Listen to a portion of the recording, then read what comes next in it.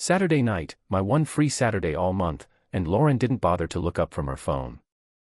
I stood there with my jacket on, keys in my hand, a reservation confirmed across town. Let's do a throwback, I started. Same taco place as our first date. I booked the corner table. She didn't blink. I'm tired. Tired of what? Driving your thumb. She smirked at the screen. Cute. I just want a quiet night with me. I pushed. I said, quiet. I took my jacket off, hung it, and watched her scroll like I was a coat rack. If I'd known where that button press would land us, I would have cancelled the reservation and started packing that night. She was in our living room, but not with me. She sat tucked into the end of the couch, nowhere near my side. Phone tilted away, blue light washing her face. 3 months ago, the couch was for us now. I was a roommate with lawn responsibilities. You've been on that thing for hours, I said. You working on something? That a cross-examination? It's a question. She sighed. People talk to me, Mike. I talked back. Don't make it a thing. People, I repeated. What people? Colleagues, friends, new people from a networking group. She flicked her nails on the case. Relax. I'll relax when I see you again. You're 10 feet away and I've been replaced by a glass rectangle. Now you're Grandpa. Grandpa used to dance. I shot back. You love that. Tonight I don't, tomorrow. No plans. We'll see. I sat down, not touching her, not begging. She kept typing, smiling at whatever lived in there. The laugh wasn't for me. That was new. The laugh used to be mine. Okay, I said. I'll cook. Want anything? Not hungry. I cooked anyway. And ate alone at the island.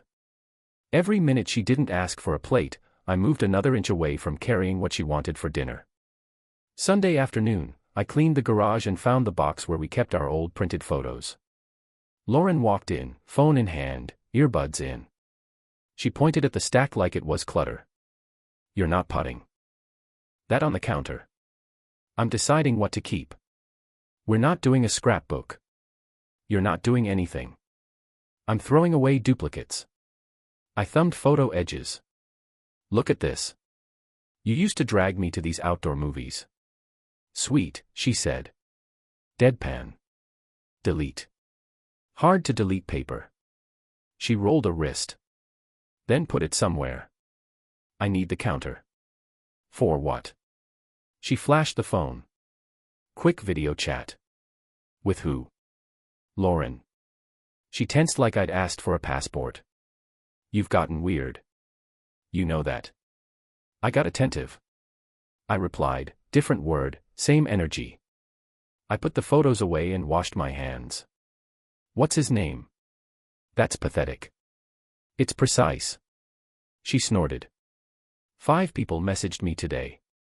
2 were women. 1 was a recruiter. You want to comb through it? Be my guest. She thrust the phone out. Here, read. It was a dare. I took it. Threads of small talk. How was your weekend? New project. We should connect. Nothing explicit. A guy named Blake sent a photo of a dog at a park. Another, a trainer from her gym, asked about form. She wasn't flirting in the words, not here. Her tone was neutral. I scrolled, nodding.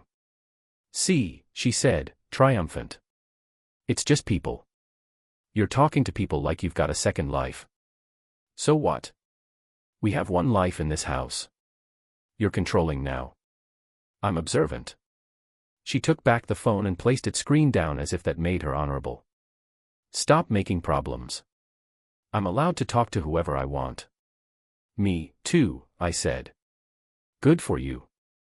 I'm also allowed to set rules for me, I added. I'm not going to sit in a living room where I am invisible. From today, I stop organizing date nights no one attends. And our monthly dining budget splits.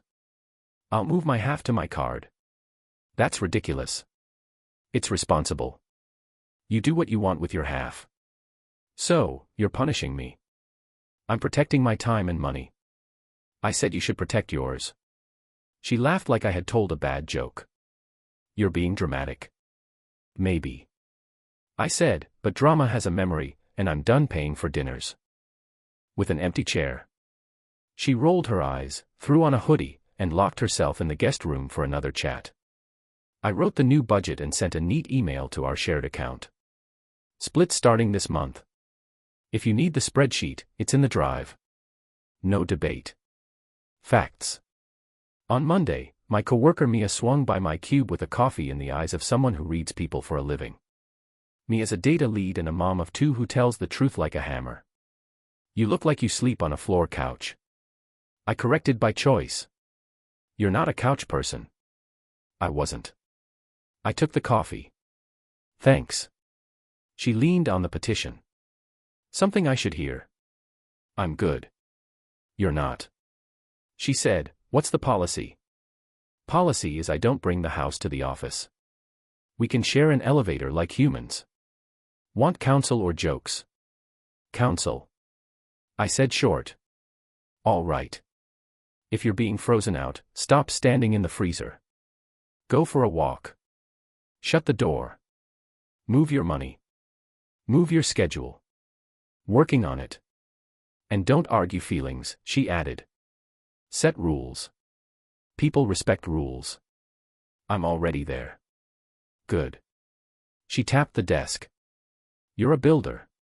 Build an exit if you need one. I nodded, filed it, and worked. In the afternoon, I looked at the family financials and made transfers. My savings into a separate account I'd had since before marriage. An account with my name only. My paycheck rerouted. No drama. Responsible architecture. That night, I told Lauren the new arrangement. She lifted an eyebrow.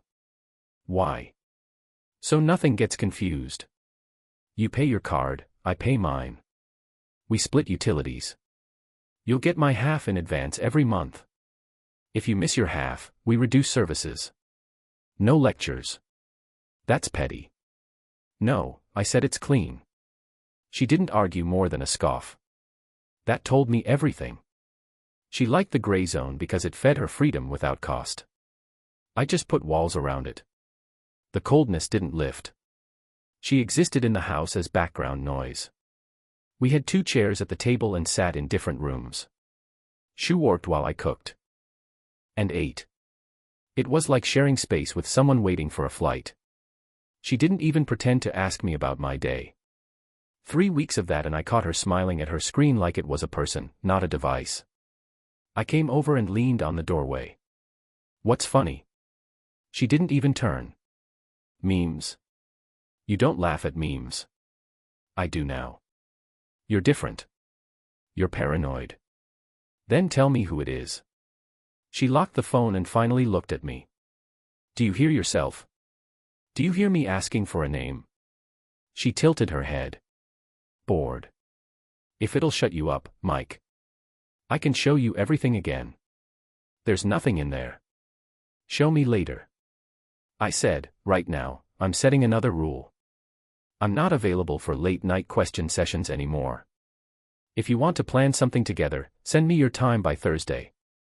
After that, I book my weekend. That's childish. It's adult scheduling. No surprises. No last minute. Let's do something texts when you're bored. She gave me a slow clap. Congratulations. You just made yourself less available to your own wife. You already did that, I said. I'm just acknowledging it. Then came her first soft turn. Friday, she came into my workshop corner in the garage while I was tightening a vise. She put her phone away. That was the headline. Dinner? She asked. My treat. I looked up. Now I had a rough week. Let me make it up to you. She set a hand on the bench. No affection, just proximity. What changed? You want me to beg? I want clarity. I'm trying, she said, voice low. Can we have one night without this? She fluttered a hand toward the phone-shaped hole between us. I wiped my hands on a rag. Where? She named a place she knew I liked. My guard noted the timing. Right after the budget split. Right after I stopped planning. I said yes with conditions. House rule, I said, locking the garage. No phones at the table. If it buzzes, it waits. She nodded.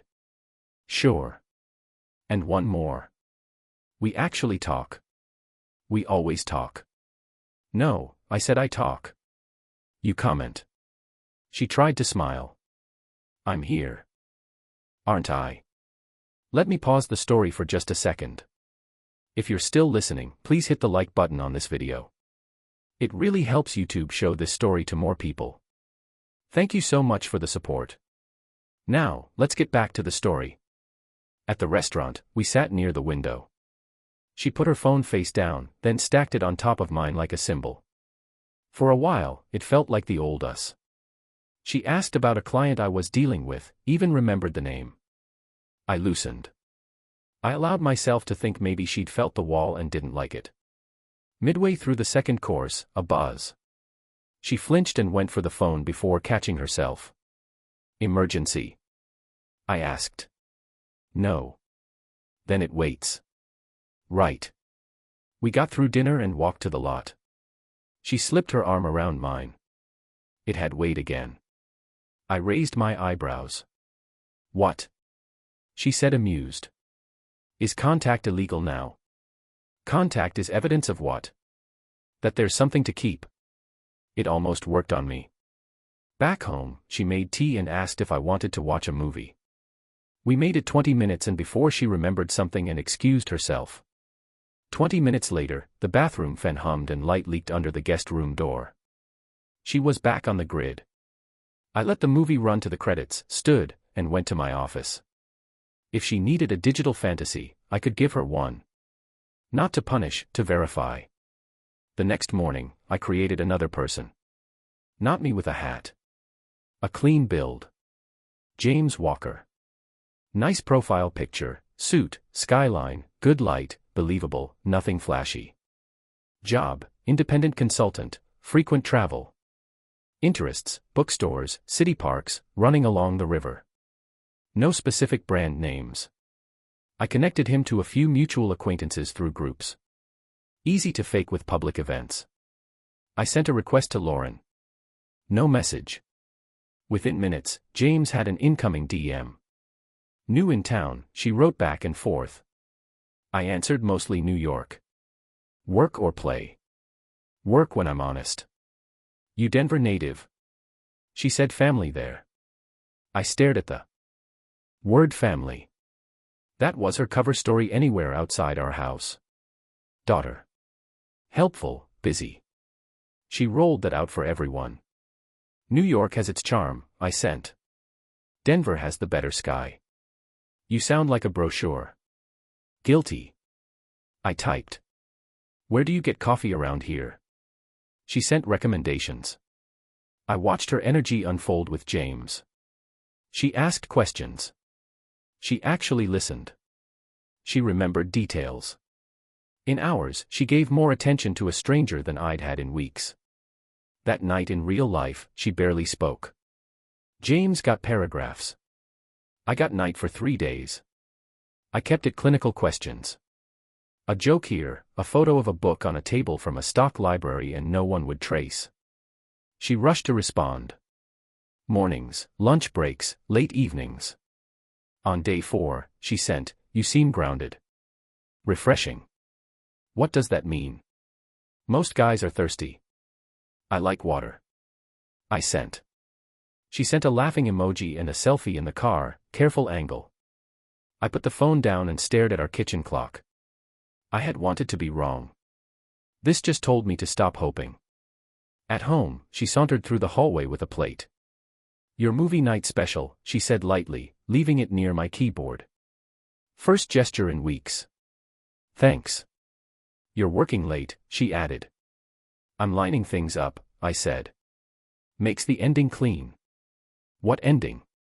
The week, I said. She shrugged and left. We hit 2 weeks of James.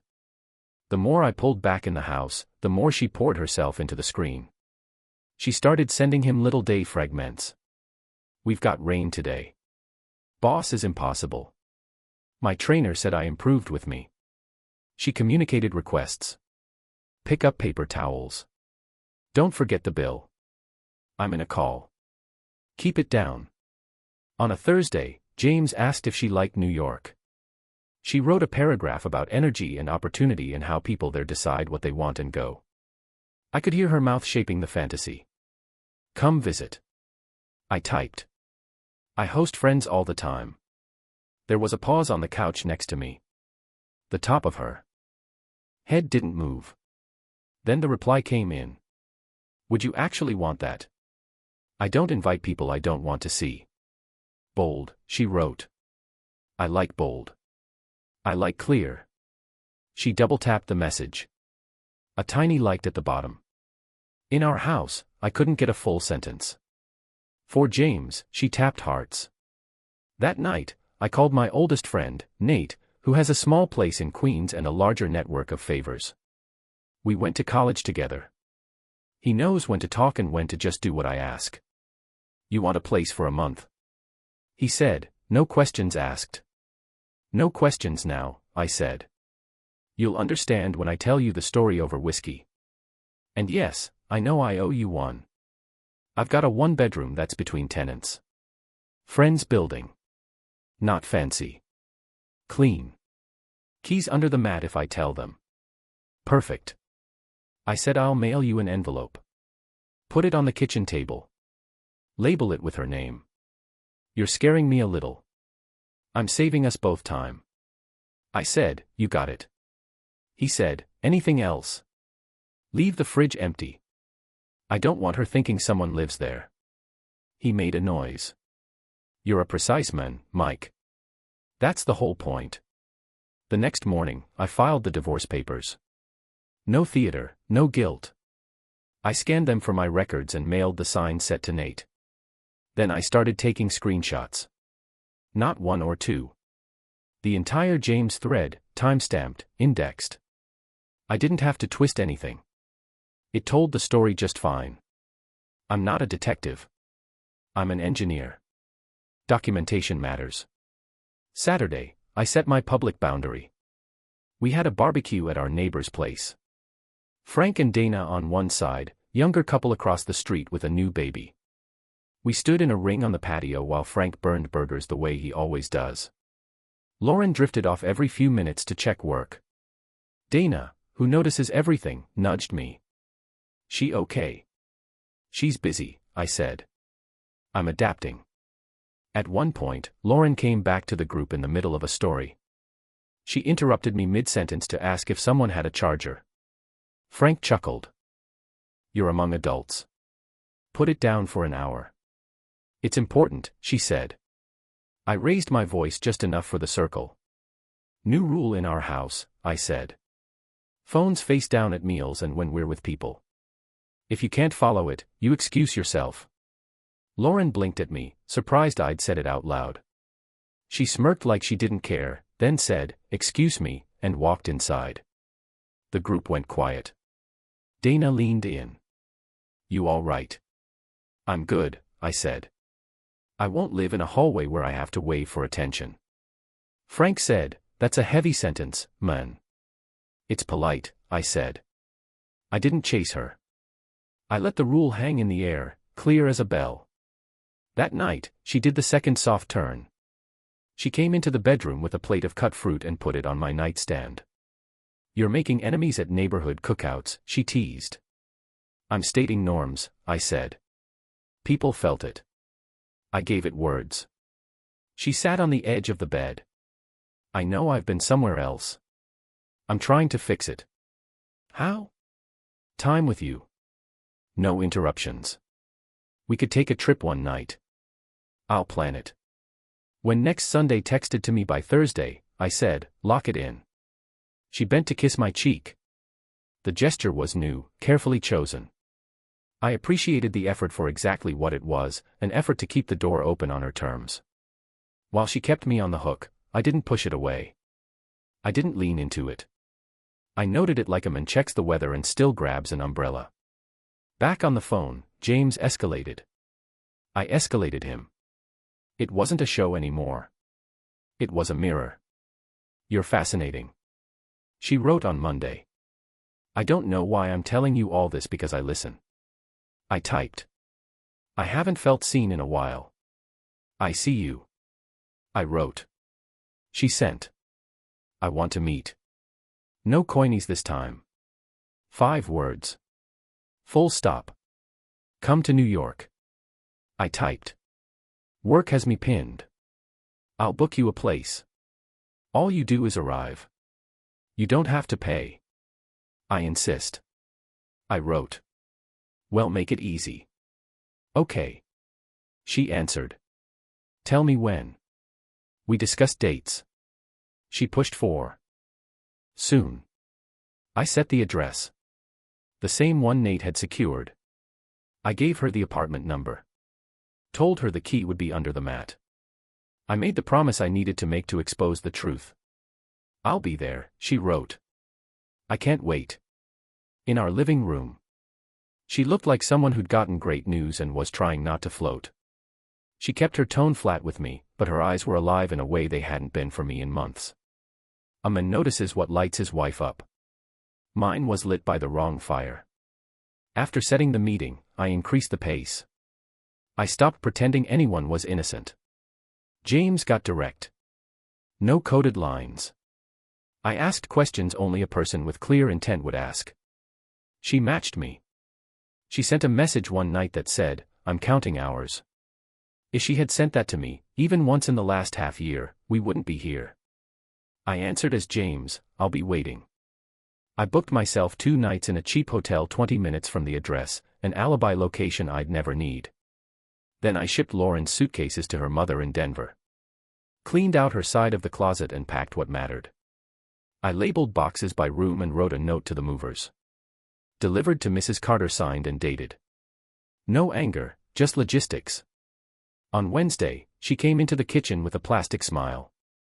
I need to go to Denver this weekend, she announced. My mom hasn't been feeling well. I hope she feels better. I'll help her with some cabinets. Good of you. You don't mind. I don't control what you do, I said. Text me your flight so I know the house is empty.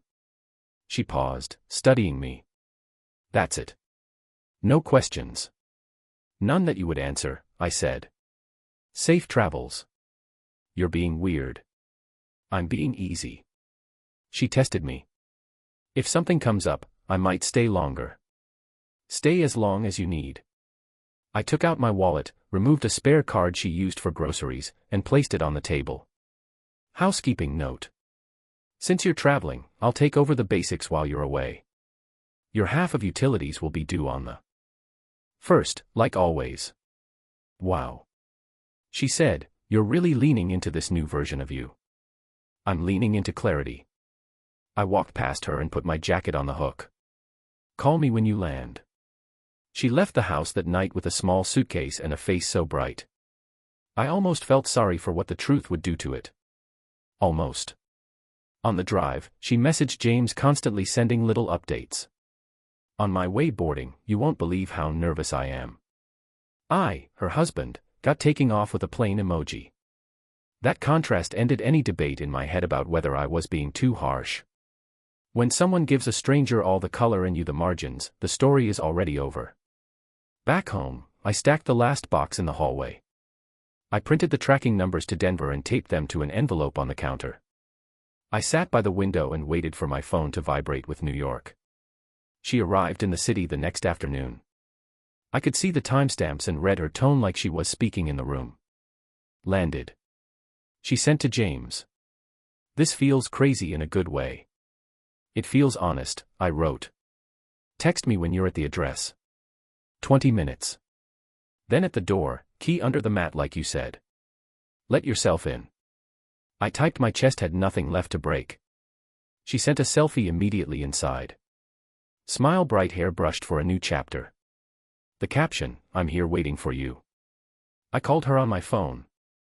My number, not James. It rang twice, she answered, compressed voice like she had to push me through her teeth. Hi. Hey, I'm in Denver, she said. Just got to my mom's, but I can't talk. She's resting. Your mom won't be there, I said. Silence then. Flat. What? She isn't coming. What are you talking about? The person you've been messaging, I said. Your Skyline friend. That was me. I heard two things. The sound of a chair leg scrape and her breath hitch. Not dramatic, but real. She walked into the kitchen. I could tell by the echo. Mike, she started. Stop. Your mom left you a letter on the kitchen table. I said it has your name on it. Open it. I listened to her footsteps cross tile. A pause. The rip of paper. Then the catch. The soft drop that comes when someone understands that the game is over. She saw the divorce papers, my signature, the date, the empty apartment around her. She tried to regain her voice. You set me up. I set a mirror. I said, you did the rest. You lied to me. I answered the question you refused to answer. What you do when given the men you prefer. You did it quickly. You don't know what I was going to do. You were there, I said, with a suitcase of excuses and a phone full of promises. You wrote that you couldn't wait. I believed you. You had no right. I have every right to draw a line in my house, I said. And when you stepped across it, I had the right to end it. She started to cry. Not theatrical, angry. You tricked me. I told you the rules when we were still fixable. You picked the phone. You picked a stranger. You picked movement over us. You made me feel unseen. I made dinner. I said you made plans somewhere else. You're cruel. No, I said I'm finished. I let a beat sit there. Don't come back. She snapped. Excuse me. Your things are on their way to your mother. I said, check the tracking numbers. You won't need the key. It doesn't fit anymore. You can't just I can't. I said, and I did. It's simple. You want it out. This is out. Clean. You're punishing me because I talk to people. You were auditioning my replacement. I said, and you picked one. Congratulations. He's no longer available. You're disgusting. You picked a ghost and wrote poetry to it. I said, I'm not here to be insulted by someone who just booked a trip to another man's apartment. I won't argue. We're done. She went quiet. Then the line clicked and died. I sent one last message from James. Don't come back to my house. The apartment is paid for 1 month. Use it to plan your next step. After that, you're on your own.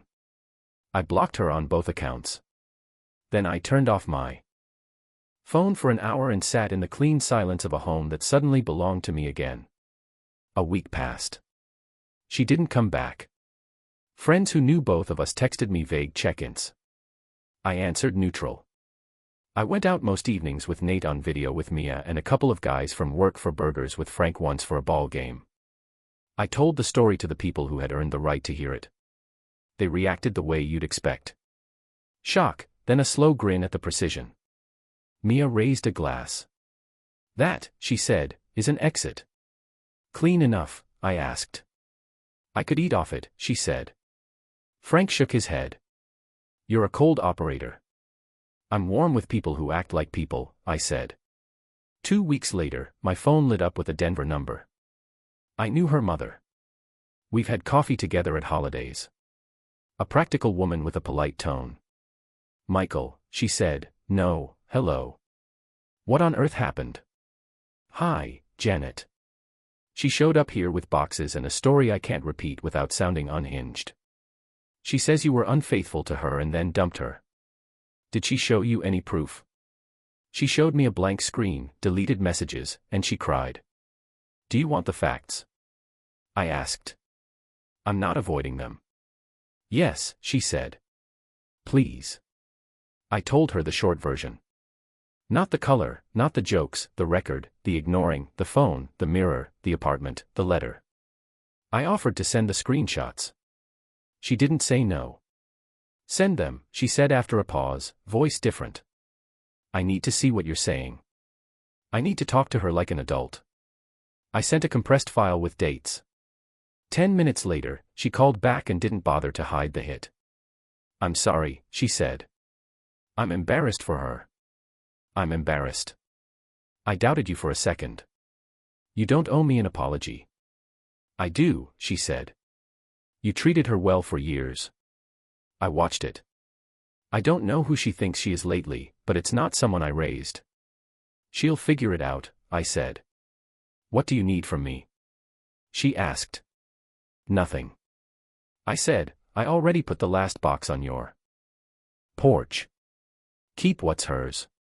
If she wants the rest, I'll ship it where she asks. Otherwise, I'm done. Understood, she said. I wish you a better life. Me, too. I hung up, opened the windows, and took a slow walk to the river. I didn't feel triumphant. I felt correct. That's enough. The thing about moving on is you don't need to shout about it. You just do it. I changed the locks without a speech. I canceled the streaming packages she'd insisted on and didn't watch. I left the spare room empty and bought a new table I wanted years ago, but postponed because she hated the style. I called my brother and said yes to a fishing weekend I declined twice. I texted Nate a photo of the new living room with the caption Phase 2 Phase Beer. He replied, Mia introduced me to a friend of hers named Claire at a little place near the office one Thursday. We met for lunch. No fireworks, no scripts, just a woman who manages a nonprofit and laughs with her whole face. We didn't talk about my past.